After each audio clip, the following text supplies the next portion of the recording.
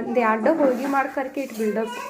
Hi ನಮಸ್ಕಾರ ರೀ ಎಲ್ಲರಿಗೂ. ಇದು ನೋಡ್ರಿ ನಮ್ಮ ಮಮ್ಮಿನ ಗಾರ್ಡನ. ಇಲ್ಲಿ ನಮ್ಮ ಮಮ್ಮಿ ಭಾಳಷ್ಟು ಹೂವಿನ ಗಿಡಗಳು, ಲಿಂಬಿಕಾಯಿ ಗಿಡ, ಕರಿಬೇವು ಗಿಡ ಅನ್ಕೋತ ಭಾಳ ಗಿಡ ಹಚ್ಚಿದಳು.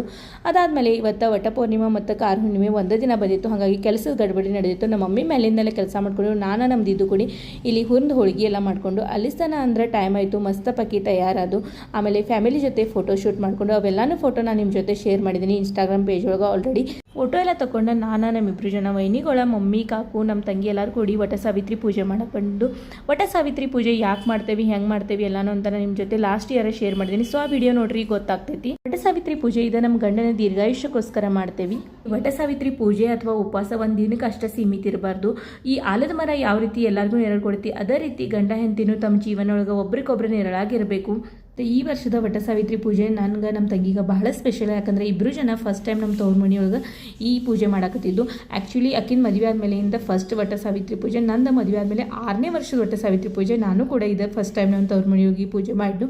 ಅದಾದಮೇಲೆ ಎಲ್ಲರೂ ಕೂಡಿ ಆಲದ ಮರಕ್ಕೆ ನೈವೇದ್ಯ ತೋರಿಸಿದ್ರು, ಆರತಿ ಮಾಡಿದ್ದು, ನಮಸ್ಕಾರ ಮಾಡಿದ್ದು. ಅದ ನಂತರ ಎಲ್ಲರೂ ಸಂತಾನ ಲಕ್ಷ್ಮಿದ ಉಡಿ ತುಂಬಿದ್ದು, ಆರತಿ ಮಾಡಿದ್ದು, ನಮಸ್ಕಾರ ಮಾಡಿ ಒಳಗೆ ಬಂದು ಒಳಗೆ ದತ್ತ ಮಹಾರಾಜ್ ಮಂದಿರ ಐತಿ. ಸೊ ದತ್ತ ಮಹಾರಾಜರು ಕೂಡ ಎಲ್ಲರೂ ಕೂಡಿ ನಮಸ್ಕಾರ ಮಾಡಿದ್ದು. ಅದಾದಮೇಲೆ ಎಲ್ಲರೂ ತಮ್ಮ ಉಡಿದ ತಯಾರಿ ಮಾಡ್ಕೊತಿದ್ದು. ಸೊ ಇಲ್ಲಿ ನಮ್ಮಿಬ್ಬರು ಜನ ವೈನಿಗಳ ಮಮ್ಮಿ ಕಾಕು ನಾನು ನಮ್ಮ ತಂಗಿ ಎಲ್ಲರೂ ತಮ್ಮ ಉಡಿದ ತಯಾರಿ ಮಾಡಿಕೊಂಡು ಅದಾದಮೇಲೆ ಇಲ್ಲಿ ನಮ್ಮ ತಂಗಿ ಎಲ್ಲಾದರೂ ಫಸ್ಟ್ ಉಡಿ ತುಂಬಾಕತ್ತಿರು. ಆ್ಯಕ್ಚುಲಿ ಇದೇ ವಿಡಿಯೋ ನಮ್ಮ ಊರಾಗಿನೊಂದು ಯಾವುದೋ ಹುಡುಗ ಮಾಡೈತಿ, ಅವ್ನ ಹೆಸರೆಲ್ಲ ನಂಗೆ ಗೊತ್ತಿಲ್ಲ. But thank you so much ನೀ ವಿಡಿಯೋ ಮಾಡಿಕೊಟ್ಟಿದ್ದಕ್ಕೆ, ಈ ಕ್ಲಿಪ್ಸ್ ತೆಗೆದುಕೊಟ್ಟಿದ್ದಕ್ಕೆ. ಅದಾದಮೇಲೆ ಇಲ್ಲಿ ಒಬ್ರಿಗೊಬ್ರು ಎಲ್ಲರೂ ಉಡಿ ತುಂಬಿದು.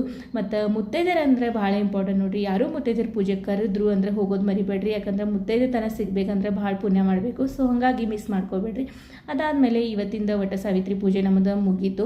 ಮನೆಗೆ ಬರುವಷ್ಟಾಗಂದ್ರೆ ನಮ್ಮ ಎಲ್ಲರೂ ಮಸ್ತ್ ಪಕ್ಕಿ ಊಟ ಮಾಡಕ್ಕೆ ಕೂತಿರು. ಬಟ್ ನನ್ನ ತಂಗಿದ ನಮ್ಮ ಮಮ್ಮಿ ಕಾಕೋದ ಉಪವಾಸ ಇತ್ತು. ಹಾಗಾಗಿ ನಾವೇನೂ ತಿನ್ನೋದಿಲ್ಲಾಗಿತ್ತು. ಬಟ್ ಇವರೆಲ್ಲರೂ ಕೂತ ಊಟ ಮಾಡಕ್ಕೆ ಕೂತಿರು. ಇಲ್ಲಿ ನಮ್ಮ ಪ್ರಿಯೋಗೊಂದು ಆವಾಜ್ ನಡೆದಿತ್ತು, ನೀವೆಲ್ಲರೂ ನಾನು ಬಿಟ್ಟು ಎಲ್ಲಿ ಹೋಗಿರಿ, ನಾನು ಯಾಕೆ ಕರ್ಕೊಂಡು ಹೋಗಿಲ್ಲತ್ತ.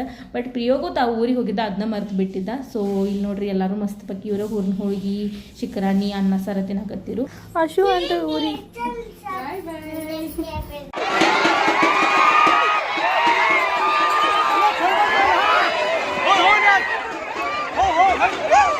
ಸಂಜೆಗೆ 6 ಗಂಟೆಗೆ ಇಲ್ಲಿ ಕರಿ ಕೂಡ ಜಿಗಿಸ್ರು. ಇವತ್ತು ಕಾರ ಹುಣ್ಣಿಮೆ, ಹಾಗಾಗಿ ನಮ್ಮ ಊರಾಗ ಈ ರೀತಿ ಕಾರ ಹುಣ್ಣಿಮೆ ಸೆಲೆಬ್ರೇಷನ್ ಮಾಡ್ತಾರೆ.